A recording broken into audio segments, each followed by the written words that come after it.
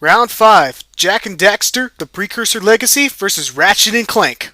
The jump from the PlayStation to the PlayStation 2, Naughty Dog and Insomniac were bought by Sony. This gives them the opportunity to make new games and let Universal Studios to leave off the stuff that they've made. Goodbye, Crash and Spyro. And hello, Jak and Daxter and Ratchet and Clank. You know, most people would say that Naughty Dog and Insomniac games should have stayed with Crash and Spyro, but if you think of it, if they did, what innovation or anything new would they make? I know that I'm going to have a lot of heat for this, but I think it was a great idea that they had to start something new.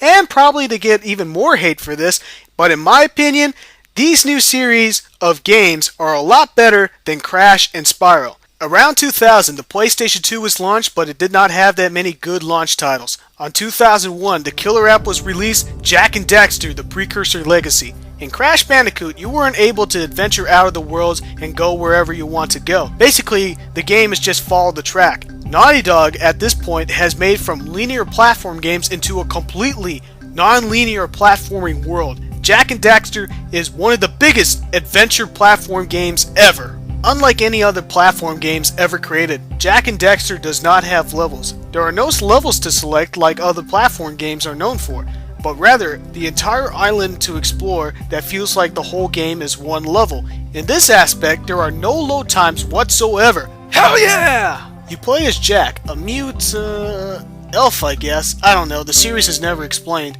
that has Daxter on his shoulder throughout the series. Jak has the ability to double jump, punch, spin attack, and headbutt as his moves. He also rides on a hovercraft with a propeller on front and a giant bird-like creature. If you think that's not enough, then you have a couple of power-ups that last for a couple of moments. These power-ups are called Ecos, and there are 4 different kinds of them. Green Eco gains your health, Blue Eco increases your speed, Activate Precursor Artifacts, and Magnate Precursor Orbs. Red Eco makes your attack stronger, and Yellow Eco gives you the ability to blast through Yellow Eco in long-range distances. These Eco comes in different sizes. Small ones that are scattered around, and you can collect more than one of them to increase your time obtaining the Eco's power, and a big container that comes out of the ground that will give you a full Eco power for a longer but short period of time. You have various things to collect in every area you are in. The object of the game is to collect power cells, where they can help you to gain access to other areas of the island. Scout flies that are hidden in boxes, and if you collect a total of 7 of them per area,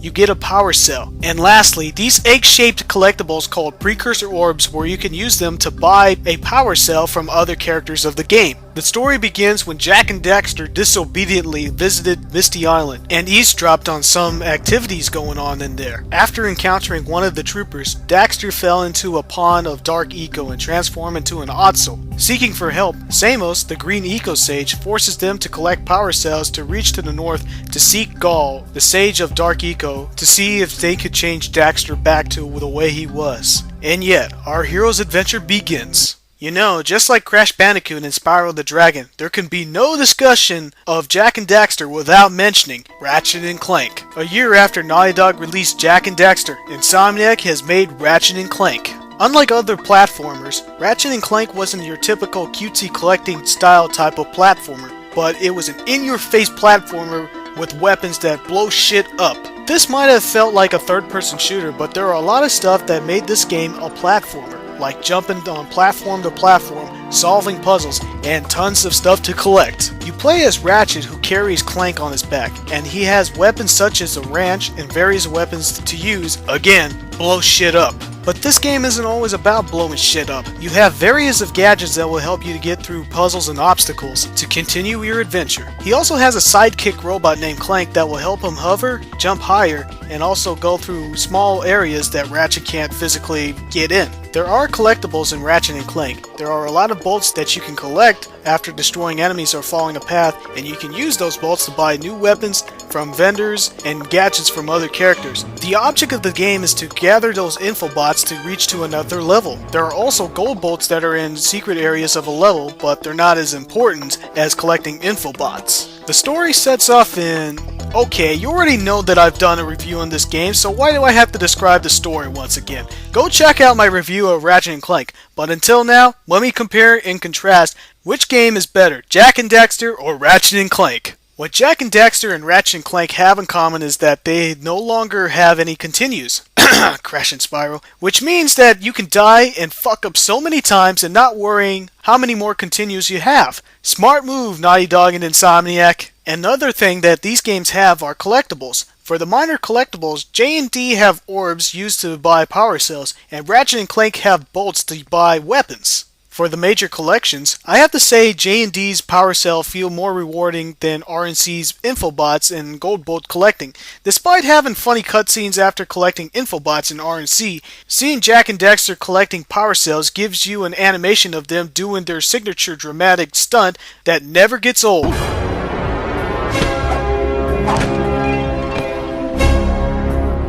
Now looking at the gameplay, J&D is all about collecting stuff in every area. Like I said, there are no levels, so in getting to your location, you have to go through a transporter or walk on foot. To me, the collectibles is the strongest aspect of the game because they are scattered everywhere and it's a lot of fun facing different challenges that is not repetitive whatsoever. Sure, you don't have more than 3 ways to kill your enemies, but Naughty Dog gave us, the players, a lot of challenges.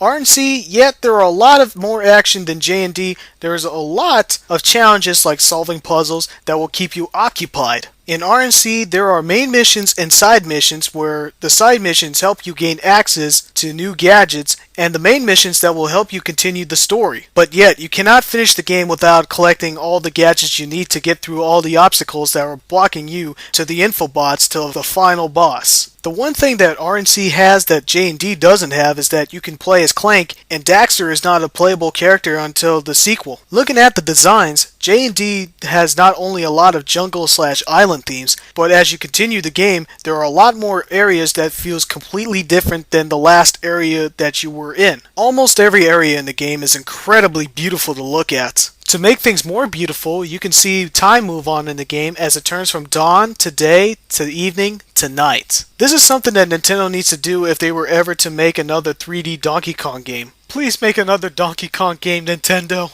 RNC's designs are futuristic and gorgeous to look at as well. What I like about the designs better than the other Ratchet & Clank games is that it's dark and it gives me a nice chill watching the game. But Ratchet & Clank is not much of an adventure compared to Jak and Daxter because Ratchet & Clank chooses planets as levels. Plus, Ratchet & Clank feels like you're falling through a path, and Jak and Daxter was just completely open world, and you can go to wherever you want just as long as you have enough power cells to get there. Now let's look at the character development. Well, to tell you the truth, Jak and Daxter doesn't have enough character development because Jak is a mute, and even as you progress, none of the characters develop except for Kira, who, by the way, is really hot.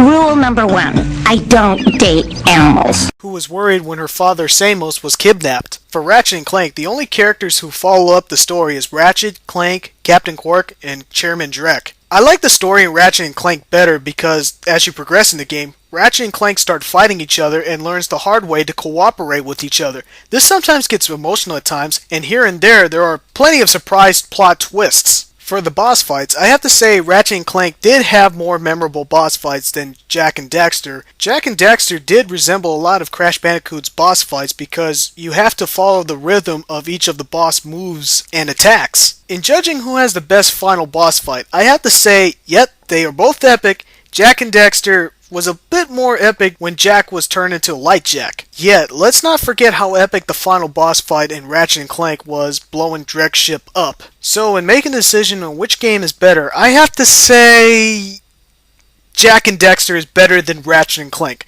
Seriously, Jak and Daxter has more replay value and a lot of content than Ratchet & Clank. Sure, Ratchet & Clank has weapons and more than 5 ways to kill your enemies, but I do have a couple of issues of the game that I already said in my review on the game. Jak and Daxter is a real non-linear, free-roaming 3D platform game that we will never see again. Collecting stuff in this game resembles a lot of Banjo-Kazooie, and yet addicting as collecting stars in Super Mario 64. The designs in this game is breathtaking, beautiful, and becomes very different as you adventure the island. For Ratchet & Clank, I love this game so much. It's Jak and Daxter that made the PlayStation 2 a worthy buy. My score for Ratchet & Clank is the same score from my review, a 5 fingers out of 5.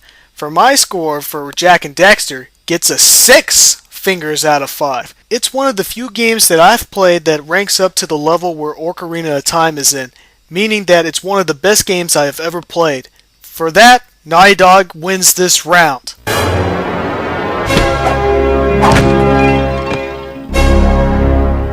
Wow, the PlayStation 2 is looking good. Jak and Daxter and Ratchet and Clank has more innovation and exploration than Crash and Spyro.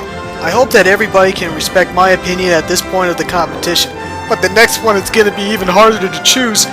Two sequels that will forever change each of the franchise. Oh god, this is going to be hard! Ah!